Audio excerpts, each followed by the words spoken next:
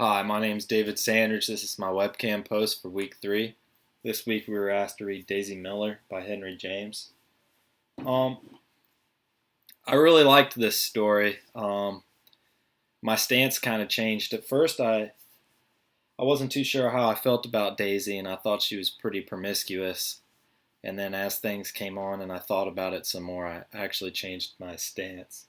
What I took away from the story was that uh, in the time frame, early 1900s, late 1800s, women were still kind of objects to be owned. They were trapped to their marriage. They were pinned to their marriage. They were kind of no more than their husband's actions.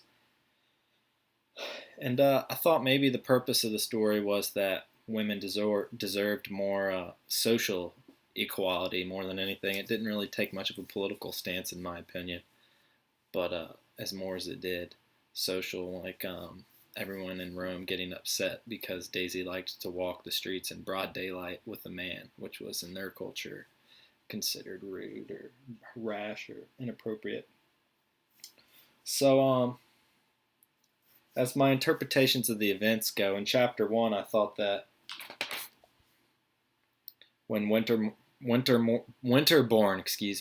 met Daisy, that he kind of roughly judged her because of her harsh and vulgar nature. Just to further my point, that seemed kind of inappropriate, and that maybe he should have given her more of a chance, as men were allowed to be rash and go to bars and stuff and do things that women couldn't back then. And it kind of caught him off guard. He was completely unused to that type of behavior. And then as things went on, I started to sympathize more with Daisy, and I just thought that maybe she was being unfairly judged, and she kind of knew it, but she didn't want to change. She's kind of a wild card. Like in later on in the story when she wanted to meet his aunt, and he made up an excuse and said that she was sick, and she said that he just didn't want her to meet him, and he thought that he heard her voice tremble a little bit. And so maybe I thought that Winterborn was maybe starting to sympathize a little bit with Daisy.